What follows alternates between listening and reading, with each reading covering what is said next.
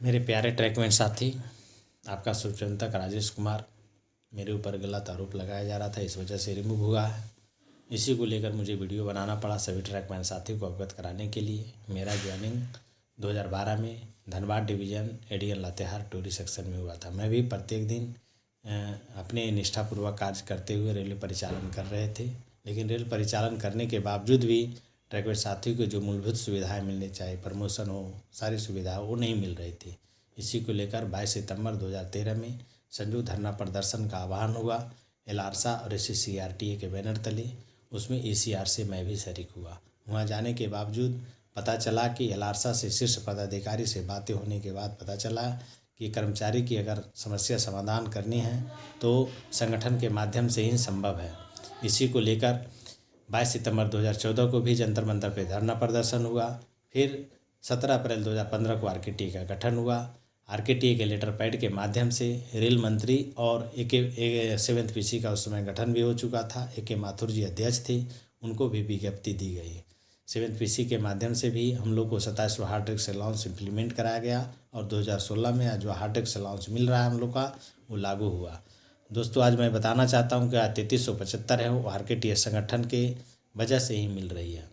बात रही दोस्त ECR में, आज ये RKTA का फाउंडर सदस्य भी मैं हूँ और ECR का जनरल सेक्रेटरी होने के नाते ट्रैकमैनों की समस्या को लेकर धनबाद डिवीज़न DRM महोदय को एक पत्र के माध्यम से ट्रैकमैनों की समस्या को लेकर 31 अक्टूबर 2015 को मैंने ये दिए कि जो भी नाइट पेट्रोलिंग होती है, जो टूल्स मुहैया कराया जाए हम लोग को, और उसके माध्यम से हम लोग को जो भी सुविधाएं दिया जाए। और नाइट पेट्रोलिंग जो हम लोग को करवाया जा रहा था प्लेसमेंट के तहत, हम लोग को डबल लाइन में 2 किलोमीटर ही करनी, लेकिन 6-7 किलोमीटर बाय जबरन कराया जा रहा था। उसका मैंने महोदय को सूचनार्थ किए। फिर था कि कीमैन और मेट का जो जूनियर कार्य करवाया जा रहा था, उस सीनियर से करवाया जाए। फिर था कि ट्रैकमैनों को जो अबैंडेड क्वार्टर होने के बावजूद भी ट्रैकमैन साथी अगर 2-3 की संख्या में एक क्वार्टर में रह रहे हैं, सभी के HRA बंद कर दिया गया था। लेकिन उसी के माध्यम से हम लोगों ने अवगत कराया, लेकिन उस पत्र के माध्यम से किसी समस्या समाधान नहीं हुआ। लेकिन मेरा ट्रांसफ़र 24 नवंबर को टोरी टू रेणुकूट किया गया, वो भी नियम के विरुद्ध करने की वजह से मैंने ये कहा कि मेरा ग्रेड पे 1800 है, जो एडीएन लेवल का सीनियरिटी है। मेरा जो ट्रांसफ़र किया गया डिविजनल सीनियरिटी जो 2400-2800 का सीनियरिटी, उसी को मैं जाने के लिए भी तैयार था। मुझे कहीं कार्य करने के लिए कोई दिक्कत नहीं, लेकिन जो ट्रांसफ़र किया गया था वो शोकाउज किया जाए कि किस वजह से किया गया, लेकिन किसी बताने के लिए तैयार नहीं था। लेकिन उसी को लेकर सांकेतिक विरोध हुआ। मैं रेल परिचालन को किसी तरह कोई बाधित नहीं पहुंचाया। फिर 30 नवंबर को DRM बिल्डिंग उच्च अधिकारी से मिलने गए, वहाँ भी हमें मिलने नहीं दिया गया। और 1 दिसंबर को 2015 को मुझे रिमूव फ्रॉम सर्विस कर दिया गया। 14/2 के तहत ना मुझे चार्जशीट हुआ, ना S5 हुआ, ना इंक्वायरी हुआ, कुछ भी सेटअप नहीं हुआ। डायरेक्ट 14/2 के तहत मुझे रिमूव फ्रॉम सर्विस कर दिया गया। इसी को लेकर जो एडमिनिस्ट्रेशन से अपील होता है, जो भी आरोप मेरे ऊपर लगाया गया था वो निराधार था। 14/2 भी जो लगाया गया था वो मेरे क्वार्टर में जो रेलवे आवास होता है उसमें चिपका दिया गया, मुझे भी रिसीविंग नहीं करवाया गया। जो भी इसमें एलिगेशन लगाया गया है बेबुनियाद निराधार है। बात रही कि एडमिनिस्ट्रेशन से अपील करने के बाद भी जो हमको संतुष्ट होना चाहिए वो नहीं हुआ, तो मेरा जो अभी पटना कैट में मेरा न्यायालय में ये मेरा चल रहा है केस। लेकिन उसके बावजूद भी ट्रैकमैनों को लगातार संघर्ष और ट्रैकमैनों के लिए लड़ाई हम लड़ रहे हैं, रिमूव होने के बावजूद भी। आज मैं बताना चाहता हूँ कि RKTA संगठन 2017 में अश्वनी लोहानी जी चेयरमैन थे, तो उसके नेतृत्व में RKTA का संगठन जो अध्यक्ष और महामंत्री थे वो गए, मिले उनसे, बाकी ट्रैकमैन साथियों को मांग रखे। और जो ट्रैकमैनों को मूलभूत मांगों को लेकर मुझे रिमूव फ्रॉम सर्विस कराया गया, मैं अश्वनी लोहानी जी को मैं धन्यवाद देना चाहता हूँ। जिस मांग को लेकर मुझे रिमूव फ्रॉम सर्विस हुआ, टूल किट के वगैरह जो भी इंस्ट्रूमेंट था आज हम लोग का जो मुहैया कराया गया है, वो भी इम्प्लीमेंट होने के बावजूद भी हमें 1 साल मिलती है, 4 साल नहीं मिलता है। रेन कोट हो, चाहे विंटर कोट हो, चाहे शूज हो, टॉर्च हो, जो भी हो, मैंने आज भी प्रॉपरली वे में प्रत्येक वर्ष नहीं मिलता है।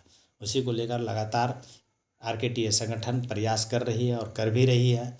और 2018 में RKTA के प्रयास से 28 अगस्त 2018 को RKTA के माध्यम से जो दिया गया था, आज हम लोग को जो मेट और कीमैन का है 6,000 और पेट्रोलमैन ट्रकमैन को 4100, आर्टिजन स्टाफ को 2700, लेकिन आज तक इम्प्लीमेंट नहीं हुआ। ये दोनों फेडरेशन, दोनों यूनियन की नाकामी की वजह से ट्रकमैनों को इम्प्लीमेंट होने के बाद भी लागू नहीं हुआ है। ये सभी ट्रकमैन साथी को जानना जो बहुत ज़रूरी है।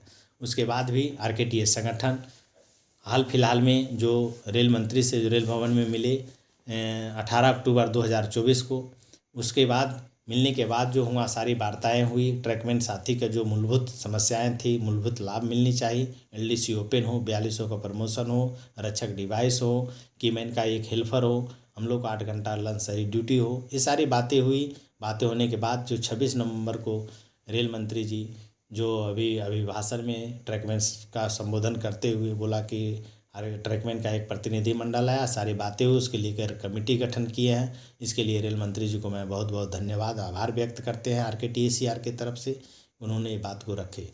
लेकिन 29 नवंबर को एक रेलवे बोर्ड से लेटर पारित होती है और एक कमेटी गठन किया गया है कि एलडीसी ओपन, इनटेक कोटा हो, जीटीसी के तहत ये 7 सप्ताह 8 सप्ताह के बाद ये कमेटी सौंपेगी रिपोर्ट। हमें उम्मीद है कि ट्रकमैनों का माने उज्जवल भविष्य होने और ट्रकमैनों का प्रमोशन कुछ ना कुछ शुभ संकेत है ट्रकमैनों को लेकर। लेकिन सभी साथी से मैं बता देना चाहता हूं कि अभी जो मान्यता प्राप्त चुनाव होने जा रही है, तो आरकेटीएस समर्थित ऑल इंडिया में जहां भी आरकेटीएस समर्थित जिस यूनियन को सपोर्ट कर रहा है, सभी ट्रकमैन साथी से मैं आह्वान करता हूं कि ट्रकमैनों को लेकर आरकेटीए निस्वार्थ भाव से कार्य कर रही है, उसमें किसी तरह का दिग्भ्रमित ट्रकमैनों को नहीं कर रहे। इसलिए आरकेटीए समर्थित जिस यूनियन को सपोर्ट कर रहा है, सभी ट्रकमैन साथी उस यूनियन को सपोर्ट करें और उस यूनियन को जिताएं। और बात रही ईसीआर में, तो ईसीआर में आरकेटीए समर्थित यूनियन ईसीआरयू है। ईसीआरयू का चुनाव चिन्ह बरगद छाप है। ईसीआरयू को इसलिए हम लोग सपोर्ट कर रहे हैं, उसमें सिर्फ सपोर्ट नहीं कर रहे हैं, उसमें भागीदारी लेकर जोन से लेकर डिवीज़न से लेकर ब्रांच तक ट्रकमैनों की भागीदारी दिया जाए और भागीदारी लेकर अपना खुद प्रतिनिधित्व करें। हम किसी दूसरे को प्रतिनिधित्व पे आश्रित नहीं रहे। इसी विश्वास और इसी कमेंट के साथ उसके साथ हम लोग गए हैं। अभी हाल फिलहाल में ही ईसीआरयू का जोनल अध्यक्ष अजय ट्रकमैन आरकेटीए का प्रतिनिधित्व दिया गया है और उसी के लेटर पैड के माध्यम से जो अभी संसद में आवाज़ उठाया गया सुदामा प्रसाद, सांसद महोदय सुदामा प्रसाद जी के द्वारा 4200 प्रमोशन का, 8 घंटा ड्यूटी का, ये मैं उनको धन्यवाद देना चाहता हूँ आरकेटीएसीआर जोन की तरफ से कि ट्रकमैनों की बात संसद में रखा गया और उठाया भी गया। इसीलिए ईसीआरयू को ईसीआर में सपोर्ट किया गया। ट्रकमैन साथियों से मैं एक भी अपील करना चाहता हूँ, मेरा 1 दिसंबर को रिमूव फ्रॉम सर्विस हुआ था, आज मुझे 10 वर्ष हो गया। 10 वर्ष होने के बावजूद भी ट्रकमैनों के लिए लड़ाई लड़ रहा हूँ। मैं आप सभी ट्रकमैन साथियों से मेरा विनम्र निवेदन है, आग्रह है कि अगर आप वोट देकर आरकेटीए समर्थित ईसीआरयू को जिताते हैं तो मैं पुनः ड्यूटी पे वापस आऊँगा और फिर उसी ऊर्जावान और आशा के साथ ट्रकमैन साथियों का आवाज़ को बुलंद करूँगा और उसकी समस्या को सारा समाधान करवाने का मैं संकल्प लेता हूँ। दोस्तों, मैं बताना चाहता हूँ कि अगर मुझे दलाली करना रहता तो उस समय 2015 में भी आरकेटीए को छोड़कर हम ईसीआर को ज्वाइन भी कर लेते और ड्यूटी भी ज्वाइन करते। आज भी हम सब परिवार के साथ सुखी संपन्न से रहते और कोई तरह की दिक्कत भी नहीं होता। लेकिन मैं ट्रकमैनों के साथ दलाली करना पसंद नहीं किया, इसलिए मैं आज भी मैंने कि ट्रकमैनों को लेकर और अपनी परेशानी को झेलते हुए भी ट्रकमैनों को आवाज़ उठा रहा हूं दोस्तों। लेकिन बता रहा हूं कि आज जो भी स्थिति है अमान्यता प्राप्त होने जा रही चुनाव का, मैं सभी ईसीआर के ट्रकमैन साथियों से मेरा विशेष आग्रह है कि अपनी मूलभूत समस्या को लेकर वोट दें। अगर वोट देकर अगर मान्यता में आप आते हैं तभी आपकी समस्या समाधान होगी। बहुत सारी ऐसी मांगे हैं जो रेलवे बोर्ड से इम्प्लीमेंट होने के बाद भी लागू नहीं हुआ। ये लागू कराना किसका काम है? यूनियन का, फेडरेशन का। लेकिन यूनियन फेडरेशन आपके लिए काम नहीं कर रही है। इसलिए सभी साथी मिलकर इस यूनियन को जिताएं। बरगद छाप चुनाव चिन्ह है, उन पर मोहर लगाकर भारी मतों से मान्यता प्राप्त में लाएं, तभी आपकी समस्या समाप्त होगी, तभी आपकी सारे मूलभूत समस्या समाधान होगा, अन्यथा नहीं दोस्तों। इसलिए सभी एकजुट होकर ईसीआरयू चुनाव चिन्ह बरगद छाप को मोहर लगाकर विजय बनाएं। धन्यवाद साथियों।